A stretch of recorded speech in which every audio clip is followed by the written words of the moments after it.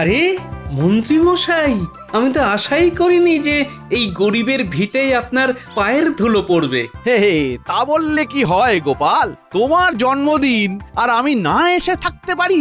সে আপনার মহানুভবতা মন্ত্রী মশাই। আসুন আসুন, ভেতরে আসুন। সামান্যই আয়োজন করেছি। তা শুনি কতটা সামান্য আর কতটা অসামান্য। মন্ত্রীমশাই, ওসব কথা পরে হবে, শুধু খেয়েই যাবেন নাকি? উপহারের খবর ভগবান জানেন, হয়তো সেখানেও দিয়েছেন ফাঁকি। চুপ! ছন্দ করো বন্ধ, নইলে কান্টি দেব মূলে। গোপালকে উপহার দিতে আমি যাব ভুলে? গোপাল, এই নাও, এই নাও। তোমার জন্য এই মিষ্টি আমি নিজে হাতে বানিয়ে এনেছি। মনে করে অবশ্যই খাবে কিন্তু, হ্যাঁ? মিষ্টি আমার অতি প্রিয় খাদ্য। কই গো গিন্নি, মন্ত্রী মশাই এসেছেন। এই এই মিষ্টির হাঁড়িটা নিয়ে যাও দেখি। এই যে আপনারা এবার খেতে বসবেন, চলুন না, আর দেরি করবেন না। হ্যাঁ হ্যাঁ, এবার বসে পড়া যাক। এই বেলা না খেয়ে নিলে দেখা যাবে গন্ধে গন্ধেই একেবারে পেট ভরে গেছে পুরো।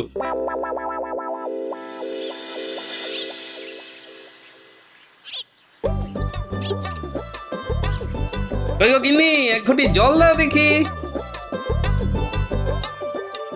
এই নাও ধরো, মন্ত্রী মশাই এক হাঁড়ি মিষ্টি দিয়ে গেলেন। হ্যাঁ, ভালো মনে করিয়েছো। এখন যাও তো দেখি মিষ্টির হাঁড়িটা নিয়ে এসো। বলে গেলে নিজে হাতে নাকি আমার জন্য বানিয়েছেন। খেয়ে দেখি তো কেমন হয়েছে। সব খেয়ে উঠলে এর মধ্যে আবার ওই মিষ্টি চাই, হ্যাঁ? আহা, কথা বাড়িও না, যা বলছি করো তো। নিজে হাতে যখন আমার জন্য বানিয়ে এনেছেন, তখন আমি আগে সেই মিষ্টি খেয়ে দেখ কেমন হয়েছে।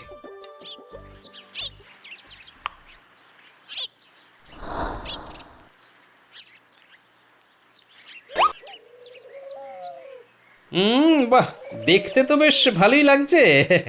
এখন স্বাদে কতখানি কেরামতি দেখিয়েছেন সেটাই দেখার পালা।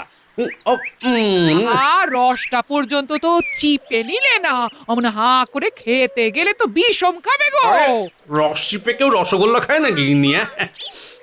রসই হলো রসগোল্লার প্রাণ। হলো তো হলো, আগেই বললাম অমন করে খেও না, বিষম খাবে, বিষম খাবে। আমারে প্রাণটা বেরিয়ে গেল। এ তো ভারী ভয়ানক রসগোল্লা, দেখতেই মিষ্টির মতো, আদতে গাছ পাকা উচ্ছে। ওরে বাবা, নিম পাতা উচ্ছে মিশিয়েও এত তেতো কিছু হতে পারে না। মা, সে কি কথা? তুমি যে বললে মন্ত্রী মশাই নিজে হাতে তোমার জন্য মিষ্টি বানিয়েছেন, হ্যাঁ? ওখানেই তো সর্বনাশটা হয়েছে। এই এই নাও নাও নাও নাও নাও, এই জল খাও, জল খাও, জল খাও, এই কিছুটা ঠিক লাগবে গো। এই জল, হ্যাঁ হ্যাঁ খাও। বাপরে বাপ, এ তো পেটের ভেতর থেকে অন্নপ্রাশনের ভাত পর্যন্ত তুলে আনবে দেখছি। এই জল এনে দিচ্ছি, জল খাও, জল খাও, হ্যাঁ হ্যাঁ হ্যাঁ খাও। জলে হবে না গিন্নি, যাও যাও গিয়ে বৈদ্যকে খবর দাও।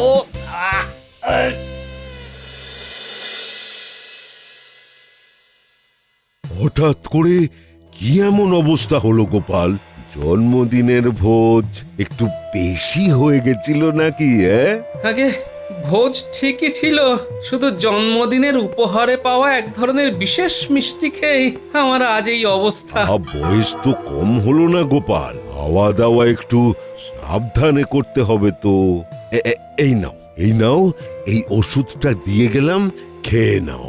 আর তাতেও যদি না হয় তাহলে ভগবানই ভরসা। বারবার করে বললাম খেয়ে উঠেই মিষ্টি খেও না, খেও না, তা তুমি যদি শুনতে।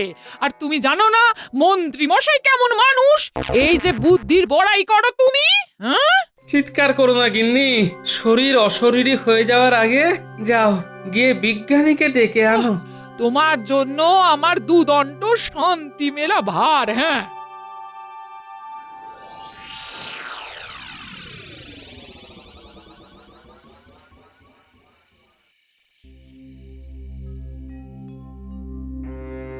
কি কিছুক্ষণ আগেই তো তোমায় দেখে গেলাম, দিব্যি ছিলে, এর মধ্যে নিজের এমন করুণ অবস্থা কি করে করলে গোপাল?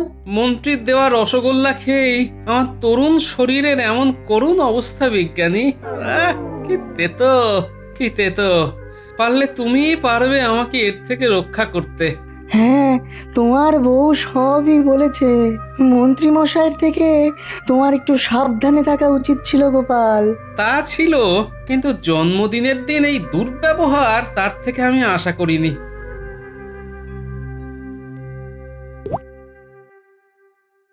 বাঁচালে বিজ্ঞানী, তোমার দেওয়া ওষুধ খেয়ে তাও এখন কিছুটা সুস্থ বোধ করছি। হ্যাঁ, তা বেশ কাল তাহলে রাজসভায় আসছো তো? হ্যাঁ নিশ্চয়ই। এই হেনস্থার যোগ্য জবাব আমি যদি না দিয়েছি তাহলে আমার নামও গোপাল না। ব্যাস, সবার আগে রাজসভায় চলে এসেছি, এখনো কেউ আসেনি।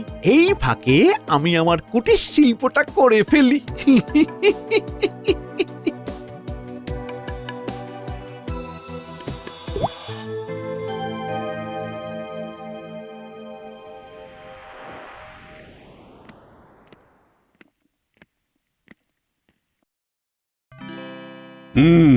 গতকাল গোপালের জন্মদিন ছিল।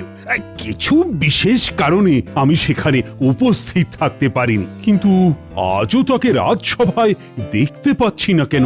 মহারাজ, জন্মদিনের গুরুপাকে কিঞ্চিত অধিক ভক্ষণ হেতু তার উদরে কিছু উদ্বেল সৃষ্টি হয়েছে, সেই কারণেই এখনো অনুপস্থিত। আপনি তো তাকে চেনেনই মহারাজ, খাওয়ার বিষয়ে সে কতখানি অসংযমী। এ তো ভারী চিন্তার কথা। এইটুকুনি সংযম যদি না থাকে তাহলে তো পদে পদে বিপদ। মহারাজ, আপনি অযথা বিচলিত হবেন না। আমি তাকে ওষুধ দিয়ে এসেছি, সে এলো বলে। যত করবে চালাকি তত বুঝবে তার জ্বালাকি। মহারাজ, চিন্তার কোনো কারণ নেই, আমি সুস্থই আছি। এসো গোপাল, এসো। তোমায় ছাড়া আমার এই দরবার শরতের আকাশে মেঘের মতো দেখায়। আগে মহারাজ, সেই কারণেই তো আমি কারোর চোখের শুল হয়ে দাঁড়িয়েছি। এ কি কথা গোপাল, তোমার এরকম ধারণার কি কারণ? সে মহারাজ অনেক কথা, অনেকটা পথ হেঁটে এসেছি, বসে না হয় সব বিস্তারে বলি। তোমায় তো আমি দাঁড়িয়ে থাকার নির্দেশ দিইনি। বসো বসো গোপাল, বসো। কি যেন একটা লাগলো। কি হয়েছে? গোপাল অমন করছে কেন? কি তোমার ধুতি পাঞ্জাবি ছিঁড়লো কেমন করে? হাসুন হাসুন, যত পারবেন হেসে নিন, তারপর কাঁদাবো তো আমি। বলি বলি গোপাল, গোপাল, পশ্চাৎ দেশের এমন করুণ অবস্থা নিয়ে লজ্জা নিবারণ তো দুর্বার হয়ে পড়লো তোমার। এভাবে এভাবে বাড়ি ফিরবে কেমন করে গোপাল?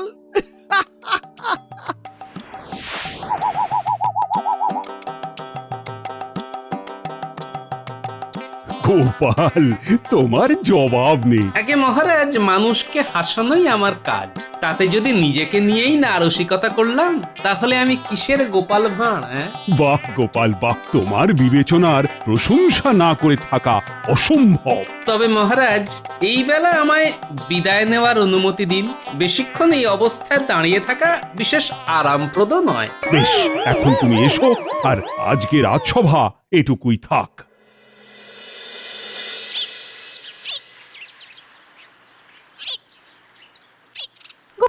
গোপাল দাদু, এই সময় গামছা পরে কোথায় যাচ্ছ? তোমার মুখটাও বেশ গম্ভীর লাগছে দাদু। কি হয়েছে দাদু তোমার? ওরে থাম থাম, আমার কিছুই হয়নি। বাইরে অনেক গরম তো, তাই ভেজা গামছা জড়িয়ে রেখেছি। আর তোরা বুঝি পাঠশালা থেকে ফিরছিস? হ্যাঁ দাদু। তা কি হলো শুনি আজ পাঠশালায়? জানো গোপাল দাদু, পণ্ডিত মশাই আজ আমাদের গুপ্তধন আর লোভী দস্যুর গল্প বলছিল। কি বললি? গুপ্তধন আর লোভী দস্যু? হ্যাঁ গোপাল দাদু, লোভী দস্যু কিভাবে গুপ্তধন? শোন, তোরা সকলে আজ বিকেল বেলায় বিজ্ঞানীর বাড়িতে চলে আসবি। তোদের সঙ্গে বিশেষ কিছু পরামর্শ করার আছে, বুঝলি? কিসের পরামর্শ গো দাদু? এলেই জানতে পারবি। দেরি করিস না, ঠিক সময় চলে আসিস কিন্তু। হ্যাঁ গো দাদু, আমরা ঠিক সময়ে পৌঁছে যাব।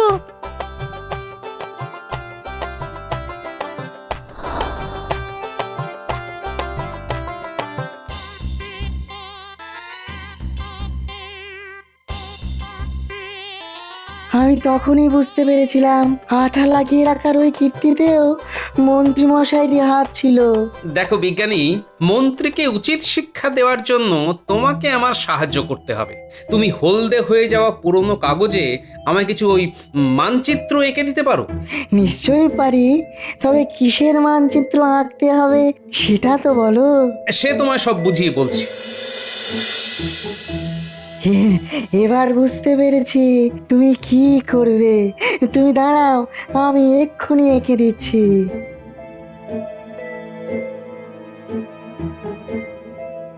গোপাল দাদু, আমরা চলে এসেছি, বলো কি পরামর্শ করার আছে? শোন, বিজ্ঞানী তোদের কিছু মানচিত্র দেবে, তোরা সেটা নিয়ে রাত্রিবেলা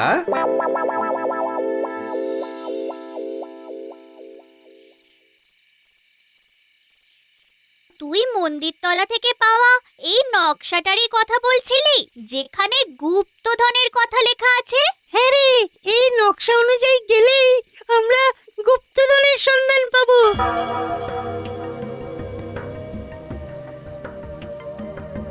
এই এই তোরা কিসের গুপ্তধনের কথা বলছিস রে? কিন্তু এটা তো আগে আমরা পেয়েছিলাম। এই ছোটদের এসব নিয়ে খেলা করতে নেই, তাহলে বিপদে পড়বি। রাত হয়েছে, যা যা যা, এখন ঘরে যা যা।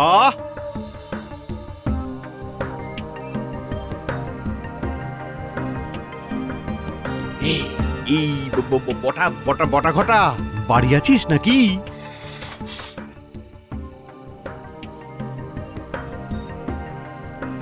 আগে বলুন মন্ত্রী মশাই। দেখ দেখ কি নিয়ে এসেছি সাথে করে, গুপ্তধনের মানচিত্র।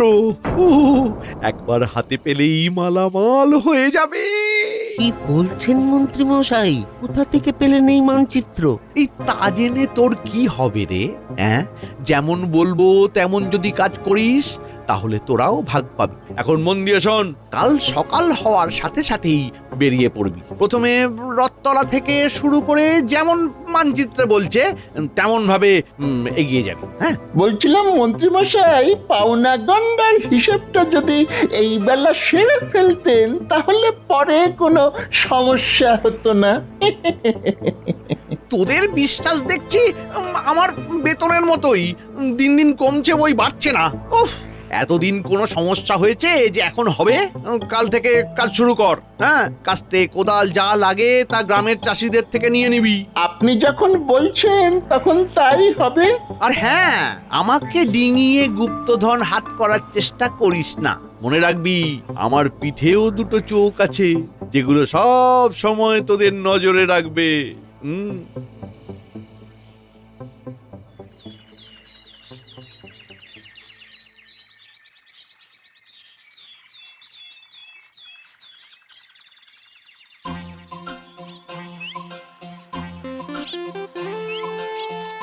দূরবীনে চোখ লাগিয়ে বাইরে কি অত দেখছো হে গুপ্তচর? চোর তো এবার ঘরে ঢুকে এলো বলে। চোর ঘরে ঢুকে এলো মানে? নয়, হ্যাঁ, মহারাজকে সতর্ক করো, পাহারা আরো জোরদার করতে বলো। এই সপ্তাহের মধ্যেই তাহলে চোর ধরা পড়বে, না হলে কিন্তু খুব বিপদ। তুমি ঠিক বলছো তো গোপাল দাদা, পরে না হলে মহারাজ কিন্তু খুব রাগ করবেন। আরে আমি কখনো ভুল বলেছি নাকি? যাও শিগগিরই তাকে সতর্ক করো।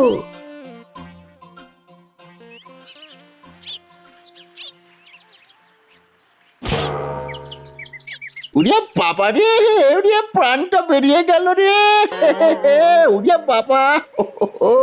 এইরকম অন্ধের মতো হাঁটলে প্রাণ আর বেশি দিন ধরেও রাখতে পারবি না। অনেক হয়েছে, এবার বাড়ি চল। এই কাঠ ফাটা রোদে টাক ফাটিয়ে গুপ্তধন খুঁজে আর লাভ নেই। চল চল।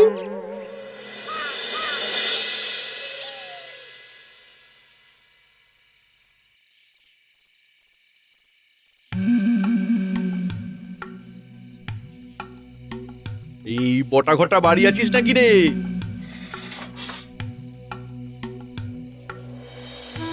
কি রে, একদিনে কি হাল করেছিস?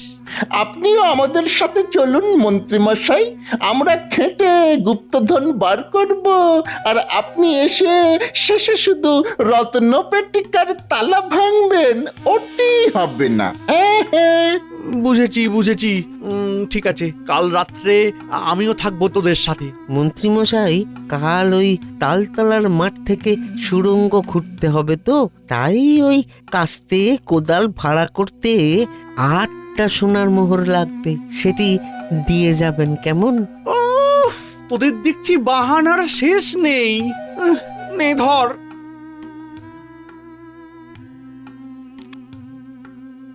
চল চল, গোপাল দাদুকে জানাতে হবে।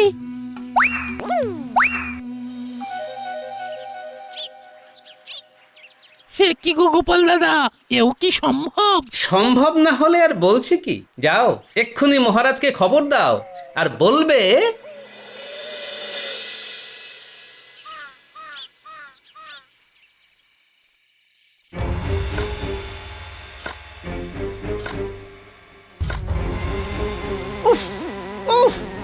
এই মশার কামড়ে আমার মানচিত্রটি পাল্টে যাওয়ার আগে জলদি জলদি খোঁড় খোঁড়। আর কত সময় নিবি? আর একটা কোদাল ভাড়া করে আনি মন্ত্রীমশাই, আপনি দাঁড়িয়ে না থেকে আপনিও হাত লাগান এবার, তাহলে কাজও তাড়াতাড়ি এগোবে আর আপনাকেও মশা কামড়াবে না। যা বলছিস একটু ভেবে চিনতে বল। কিছু বলি না বলে তুই একেবারে মাথায় চড়ে বসেছিস। আমাদের কি আর সেই সাধ্য আছে যে আপনার মাথায় চড়ে বসবো? কথা কম করে কাজ কর। সেই তখন থেকে খুঁড়ে চলেছিস, এবার তো মনে হচ্ছে এর কোনো আদি অন্ত নেই। থাকবে কি করে? হ্যাঁ, কতগুলো ওই কুড়িয়ে পাওয়া কাগজ নিয়ে আপনি গুপ্তধনের অভিযান শুরু করলেন। আপনার তো একবার পরখ করে নেওয়া উচিত ছিল যে এই কাগজ আদৌ কোনো গুপ্তধনের কিনা। আমার বুদ্ধির ওপর যদি এতই সংশয়, তখন এলি কেন? হ্যাঁ, এলিটা কেন? তখন তো গুপ্তধনের কথা শুনে চোখ চকচক, জিভ লক লক করছিল। মন্ত্রীমশাই, এইদিকে দেখুন, মাটি নয়, এই যে শক্ত দেয়াল। ওই এই এই দেখি দেখি দেখি দেখি। হ্যাঁ,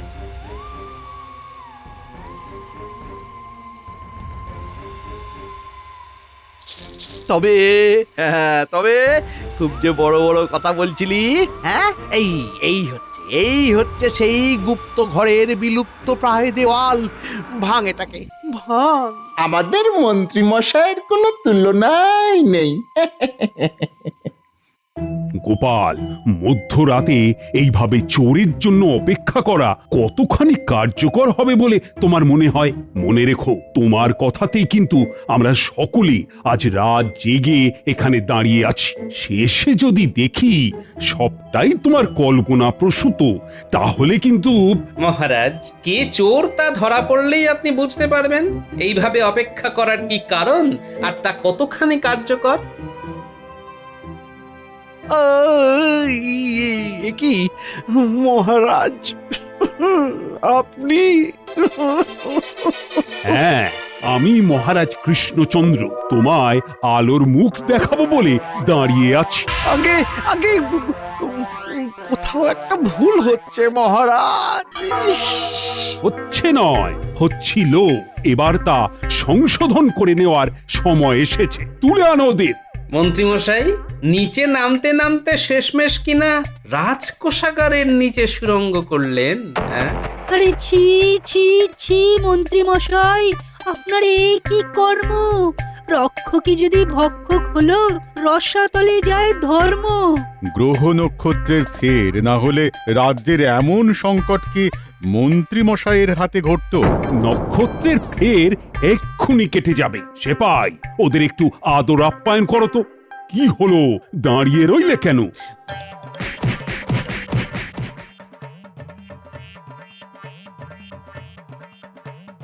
অনেক ধকল গেল আপনার শরীরের উপর দিয়ে মন্ত্রীমশাই, নিন একবার জল খান। এত কিছু করার পরেও তুমি আমার জন্য জল এনেছো গোপাল? তোমায় আমি ভুল বুঝেছি।